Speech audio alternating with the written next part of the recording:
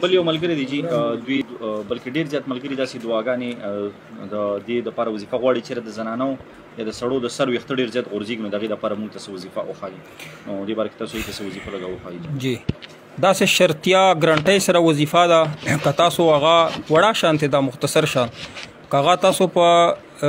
شړشمو تیلو باندې ووایئ زه کومه طریقه درته وښیم دا مسنون دعا د حدیث نه ثابته ده 3 ورې ووایئ نو تاسو د ویښته به ودرېږي انشاءالله غورځېږي به نه مضبوط به وي دې دپاره که تاسو دنیا علاجونه وکړئ هسې پیسې به ضایع کوئ دغه وظیفې په برکت سره به ستاسو ویښته ودرېږي سپینوالی به هم نه کوي عمر نه مخکې انشاءالله نو بهتره دا دی چې په هغې طریقې ووایئ چې کومه طریقه زه درته ښیم دا وظیفه د سر ویښتو دپاره صرف نه ده نوره ډېرې فایدې دي نوره بیماری ختموي چا باندې چې دانې وي خشکي وي پې ټول بدن باندې دانې راوځي یا الرجي وي د څرمنې چې کم مرض دی د څرمنې چې هر څومره مرض دی که یو ځای کې دانه وي بیا خو سړی خاوره راوالي په هغې به یې دموي او که نه ټول بدن باندې دانې وي الرجي وي د څرمنې چې کومه مسله وي یا په مخ باندې دانې وي د ختمیږي نه د زنانه او د سړو د مخ باندې دانې راوځي که نه دې دپاره هم دا ډېره مجربه وظیفه ده سر ویښتو دپاره ټولو دپاره هر دم دی بیله طریقه یې ده هغه واورئ چې سر ویښتو دپاره پې دم پې کوئ نو بیا به شړشمو تیل راوالئ په هغې به 3 ورې دغه دعا ووایئ دعا درته ښایم دا به کومنټس کې لاندې لیکلي شوي ښه دا دعا کومنټس کې به تاسو ورکئ لاندې که نه ځکه بار بیا ټلیفون کوي چې لاندې موږ تحریر سره درته راولېږه تحریر لاندې به کومنټس کې وي زبر زیر پیش سره 3 ورې به دا دعا پې ووایئ زه یې درته اخر کې ښایم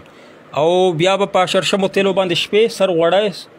هره شپه یې غوړوه پې نو انشاءالله د استعمال سره به ستا سر ویښته ودرېږي سر والا بیماری به دې ختم شي څرمنې والا مسله چې وي مثلا یو ځای کې دانه ده یا ډېر بدن باندې دانه ده یا الرجي ده یا په مخ باندې دانې دي نو یا خو چېرته یو ټیوب ته استعمالوئ ټیوب یا کم یو شی په مخ استعمالوئ شیمپو نه ټیوب مخ باندې ټیوب کریم وغیره نو په هغې باندې به یې ووایئ 3 ورې خو ور توکئ به یې که شړشمو تیلو باندې دعا وایئ 3 ورې به لږه تو وکړه لږ به ور توکئ او که کریمو باندې وای ورتوکای به او که ټول بدن باندې نو اوبو باندې وای هغه ته ورتوکه په اوبو باندې ولامبه نو ستا دانې به او د مخ ولا 3 ورځې د عمل وکړه ټیک ټاک پشي او سر ویښته باندې بالکل ودري دغه وظیفه چې دا د مسنون وظیفه د نبی علیه السلام ښودلې ده خو تاسو چې وایئ چې اثر پکې زیات وي موږ طرف نه اجازت تاسو غواړئ نو بیا تاسو ته موږ وایو چې زموږ د پیج لایک کړئ او غیر کې دا شیر هم کوي په دې کې موږ د پر صدقه جاریه تاسو موږ ثواب به زیات شي کنه صدقه جاریه به تاسو د پر موږ د پر به ښه